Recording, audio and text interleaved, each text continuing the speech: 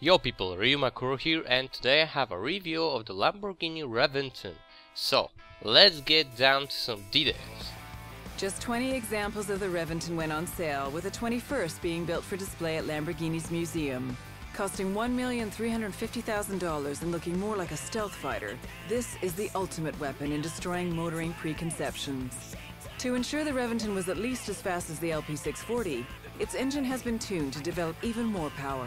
All-wheel drive and low-profile 245 front and 335 rear Pirellis help keep this wannabe aircraft agile on the ground. Looking at the car, you can still see traces of the Murcielago underneath all the aggressive, angular panels. The front is now dominated by two large air intakes that help cool the brakes. The angular nose is mimicked in the now obligatory transparent engine cover and the rear spoiler. So, that's that. When it comes to Need for Speed World, it keeps up all the traditions, meaning the 8000 speed boost, price tag, the American speed system street tune setup, no skill mods, no aftermarket parts, and of course some fails in the geometry of the 3D model. Like I said, all the traditions are kept, which, well, isn't really nice, but in aftermarket shop it does have free body kits. Yeah, one that doesn't do anything aside from adding a needless spoiler and some thing, that exhaust pipe, hideous thing. Second, that adds some wheel arches and makes the exhaust even worse, and the drag body kit is just stupid, especially those rear exhaust pipes, just bleh, and move on. Yeah, without I think it's best, so just leave it as it is there. And no spoilers and hoods, so yeah, you have to live without them. The top speed is 369 km per hour at 791 overall, which is achieved with half Pro Tune, half Ultra Tune setup, which in return gives you an acceleration of 238 km per hour. Low speed, of course. That's X-King's performance. And talking about X-Kings, here we have an TRX, CCX, and a Murcielago Super Veloce, which is a bit faster than this car when it is ultra tuned, because this Reventon itself doesn't react that well to parts. Murcielago Super Veloce reacts to parts a bit better. Well, a bit better, just reacts to them. This car doesn't really react, so it might be better to keep it in A-class. However, I do have some serious ultra tuned parts in this, so sorry I cannot show you an A-class one. Maybe a sale I will get one, and then I'll make a revision of an A-class one, as I am willing to do the same thing with the Audi R8 LMS Ultra, so look out for that. Anyway, back to Reventon. The car does stand out in the sound department, as I'm sure you have noticed. For a Lambo, this is just an amazing sounding thing. The looks, debatable.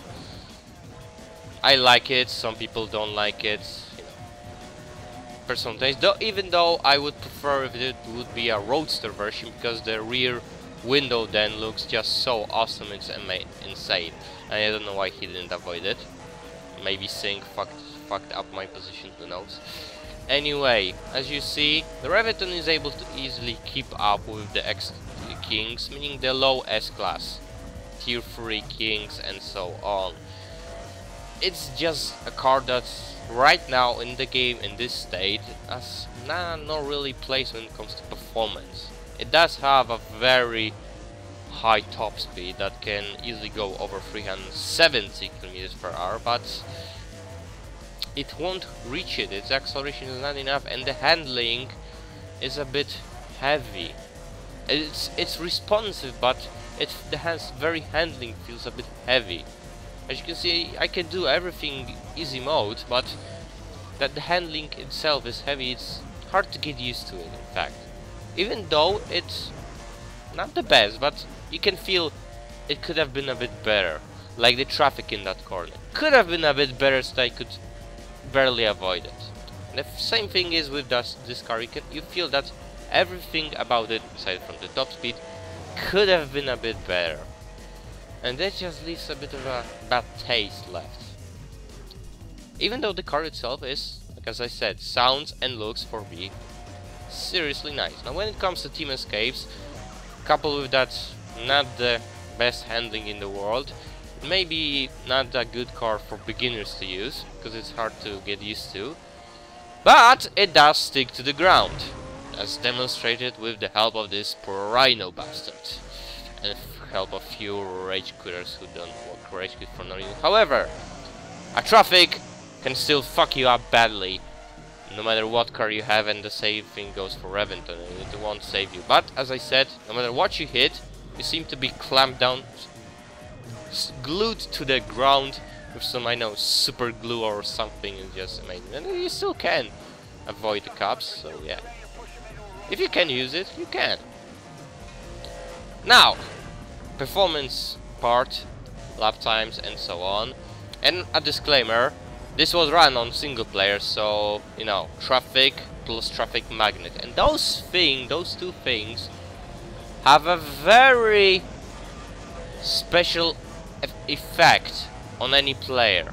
Meaning, in a very, very, very short time, they can make you very, very, very much annoyed indeed. I mean, you get annoyed badly if you want to score a good time on a single player in a track with a traffic on it. You just get fucked up completely all the time, and when you get a nice clean traffic, the traffic magnet goes in and you're fucked, like here.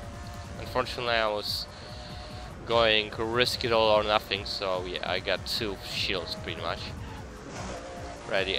Still, this isn't the best time possible, and I couldn't be bothered to do more with this kind of traffic.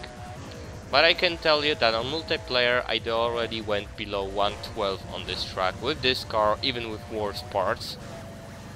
So it is definitely possible to score 111 with this car on this track, and that means typical X tier 3 X Kings performance. So no real place in this game right now, maybe in the A class. So to summarize this car, this is not a performance car, as I already mentioned many times. It's not the best handling car, it leaves a bit of a bad taste left. You feel that it could be a bit better, so there's no real reason to spend 8000 speed boost on it if you don't like the looks of it. Or is it? Because, as I said, the sound of this car is just amazing. It is the best sounding Lamborghini in the game, in my personal opinion, and seriously, it's just so friggin' amazing, and a lot of times just dumbfounded by how awesome this car sounds. So, if you enjoyed the vid, and enjoyed the car, maybe, then please do like, comment, share, maybe even subscribe to me. And that will be all for today. So, thanks for watching, and see ya!